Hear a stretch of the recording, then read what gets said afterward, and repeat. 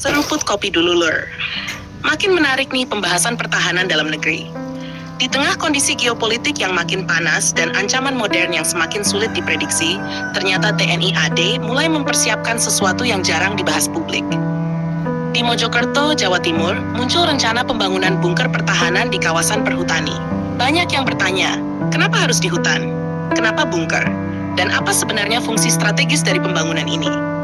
Lur, kalau kita lihat dari sudut pandang militer modern, bunker bukan sekadar bangunan bawah tanah biasa. Dalam dunia pertahanan, bunker adalah simbol kesiapan menghadapi perang modern, serangan udara, drone kamikaze, rudal jarak jauh, hingga perang gerilya. Negara-negara besar seperti Rusia, China, Iran, Korea Utara, bahkan negara NATO terus memperkuat fasilitas bunker mereka, karena ancaman perang saat ini tidak lagi seperti zaman dulu. Indonesia sendiri punya geografis yang unik, wilayah luas, pegunungan banyak, hutan lebat, dan jalur strategis tersebar di berbagai daerah. Nah, kawasan Mojokerto terutama daerah Gondang punya kontur yang sangat cocok untuk pertahanan tersembunyi. Daerah berbukit dan hutan membuat posisi bunker sulit terdeteksi dari udara. Ini keuntungan besar kalau suatu saat terjadi konflik berskala besar.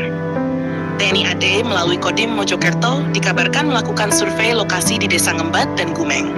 Kalau benar direalisasikan, maka bunker ini bisa menjadi bagian dari sistem pertahanan wilayah atau pertahanan berlapis. Konsep seperti ini sebenarnya sudah lama digunakan banyak negara. Jadi bukan sekadar tempat berlindung tentara, tetapi bisa menjadi pusat logistik, gudang amunisi, pusat komunikasi, hingga tempat perlindungan kendaraan tempur. Yang menarik, Lur, pembangunan bunker di kawasan hutan punya banyak keuntungan taktis. Pertama, kamuflase alami.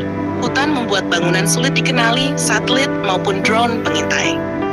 Kedua, suhu lebih stabil sehingga bagus untuk penyimpanan logistik militer. Ketiga, aksesnya bisa dibuat rahasia dan tidak mudah dipetakan musuh.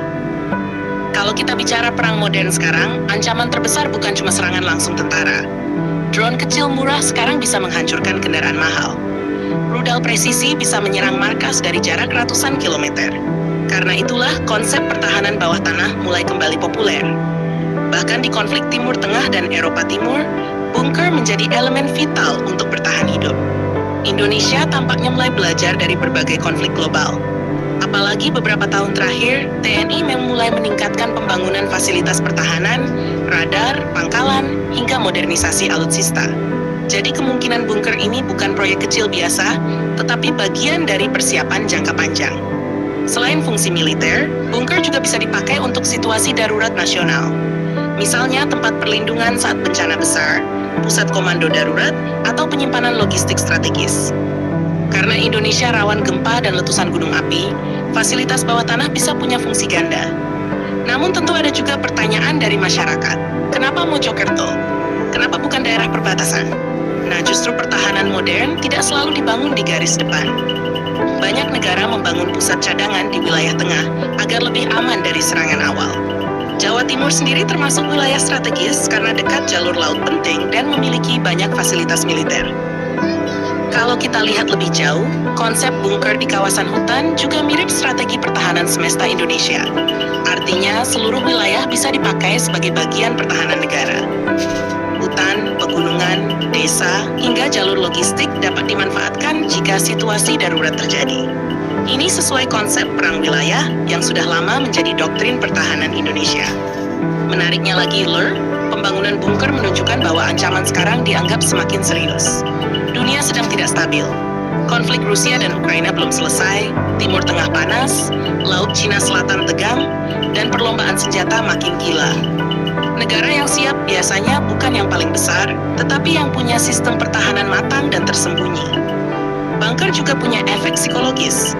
Musuh akan sulit menghancurkan sistem komando jika semuanya tersebar dan terlindungi bawah tanah. Jadi, walaupun markas utama diserang, komunikasi dan logistik masih bisa berjalan. Inilah kenapa banyak negara membangun fasilitas cadangan rahasia. Kalau benar proyek ini berkembang besar, bukan tidak mungkin nanti muncul jaringan bunker pertahanan di berbagai wilayah Indonesia. Bisa di pegunungan, kawasan hutan, bahkan dekat pangkalan strategis. Ini akan memperkuat daya tahan nasional jika terjadi ancaman besar di masa depan. Dan jangan salah, Lur, perang masa depan kemungkinan besar bukan cuma perang senjata biasa. Ada perang siber, perang drone, perang elektronik, sampai serangan presisi jarak jauh. Karena itu, fasilitas tersembunyi seperti bunker menjadi sangat penting untuk menjaga keberlangsungan komando militer. Yang juga menarik adalah keterlibatan kawasan perhutani. Artinya ada kemungkinan pemanfaatan lahan negara yang luas untuk mendukung sistem pertahanan nasional. Ini bisa jadi awal integrasi lebih besar antara kawasan strategis sipil dengan kebutuhan pertahanan. Pada akhirnya, langkah TNI AD ini memperlihatkan bahwa Indonesia mulai berpikir lebih serius soal kesiapan pertahanan jangka panjang.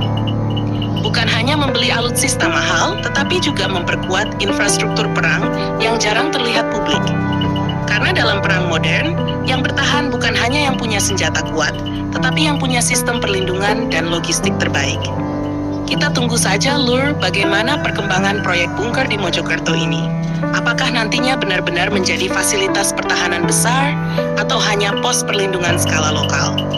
Yang jelas, langkah ini sudah bikin banyak pengamat militer mulai memperhatikan arah strategi pertahanan Indonesia ke depan.